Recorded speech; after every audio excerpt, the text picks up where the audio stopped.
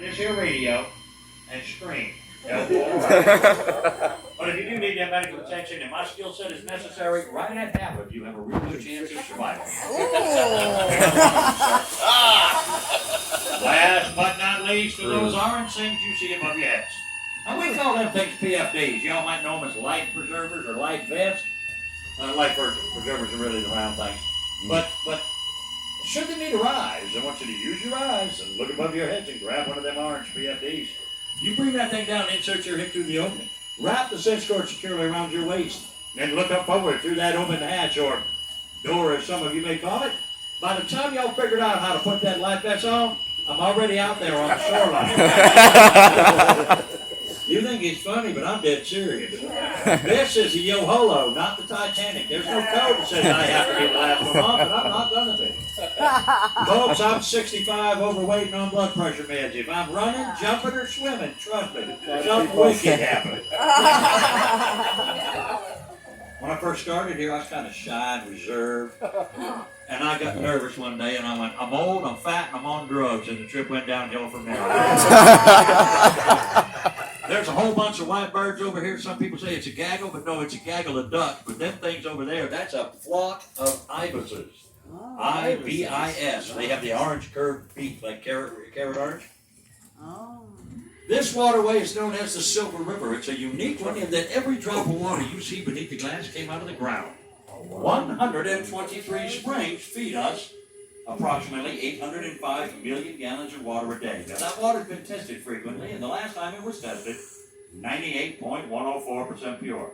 Wow. Number one contaminant, not the most, but the number one, nitrates, a base compound for most fertilizers, and the damage it causes can be seen on that grass beneath the glass. That's algae growing down there. Algae is an oxygen depleter. That means it sucks the oxygen right out of the water. If this was a lake, that would be deadly, but we're not a lake, we're a river. And that water coming in at 805 mil a day gives us fresh water on average every 38 minutes. 72 degrees Fahrenheit, or if you ride a metric or drive a Prius, 22.5 degrees Celsius. Anybody ever see a movie called Creature from the Black Lagoon?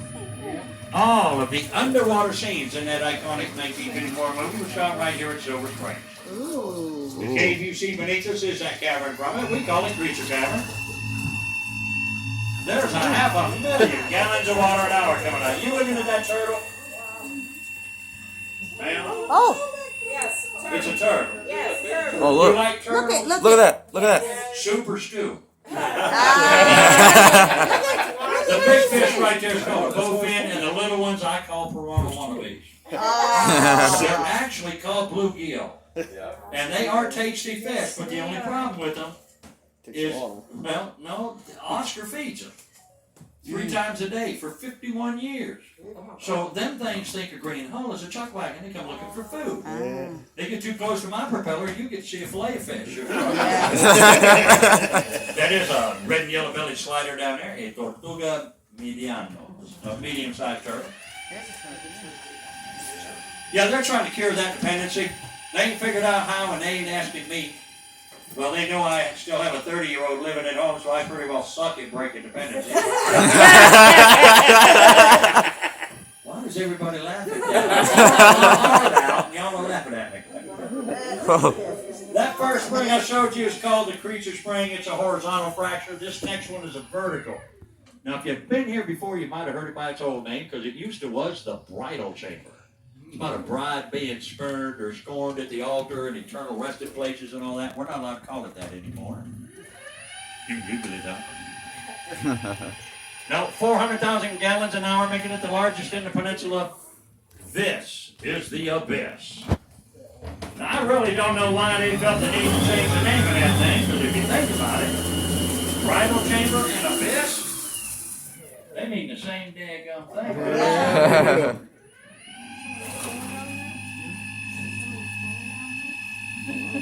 Is that the canoe, or is that? No, that's not the canoe. You're ahead of it. Okay. 2 divers actually went down into that crevasse back in 2013. They actually went down 81 feet. Wow. Now, it ain't as precarious as it looks. You go down about 18 to 20 feet, it's going to slope over to that hump we just went over, and it opens up into a huge chamber down there, 39 feet in diameter. Wow. Good sized chamber. Now, the divers came up. The bride, not so much. Oh. What's the purpose of the timbers, Cap? I will explain that in a minute. All right.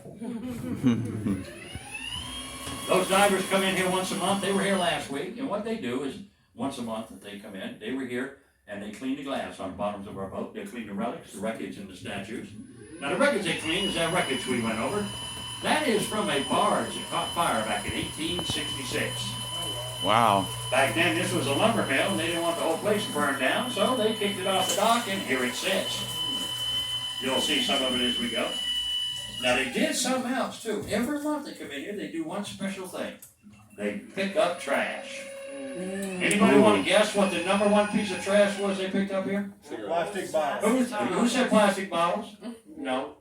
Face mask. Cigarette butts. No. And who said face mask? No. Strike three. Oh. Soda cans? Cell phones. Cell phones. Bottles, cans, cups, Lay's potato chip bags, cigarette butts, even your tickets float. We pick them up. These don't float, but we know where they come from. They come off of kayaks, canoes, and paddleboards. And we know that because they're in those clear plastic, waterproof, but don't float bags. If you're on a kayak or canoe or whatever the things and you got one of these, shell out another $2.98 and get you one of them GoPro floats. It'll save you a lot of embarrassment. I don't mean the kind you get because you lose your I-9.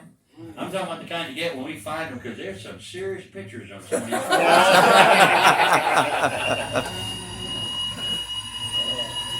This off to my right is called Bird Island. The birds you see up in the trees, they're starting to set nesting up there. Those are called cormorant, C-O-R-M-O-R-A-N-T. The one right here, closest to us right here, is a male. It's all black. The one that's still the other tree on the other side there, it's got like brown coloring going on. That tells me it is the female. The male is all black. The female's got that ruddy brown going on. There's a male swimming right beside us here. Oh yeah. Notice how you see its back. Uh-huh. Duck-like. The anhinga, its cousin, has a straight pointed beak, and when it swims, all you see is its neck and its head, giving it the name the anhinga, which is a native dialect out of Portugal or Brazil, meaning it's a Tupi dialect and it means the devil bird. Jesuit influence, devil being the serpent, no? The white birds over there are also some more of those ibises. And the red four-headed little booger right here on the right, that's called a moorhen, M-O-O-R-H-E-N. They also call it a sea chicken, and I think that's because of the name hen in it, not that it tastes like chicken. There's a male cormorant up on the water, ranch right there. If you look off over to the left, you'll see a small family of what we call the indigenous tourists. We get them by the buttload around here.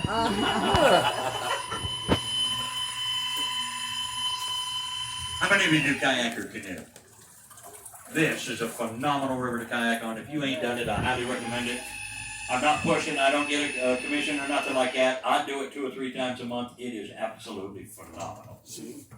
That was a little blue heron chasing a snowy egret. They are territorial. They all live here. There's your gator. What? There's it here. When we last time we were here That's a blue kayaking, heron. we saw a gator right there last time we were here. Well, yeah, that's a normal haunt, but right now, if you look, you'll see watermarks on the trees. That's how low in the water we are.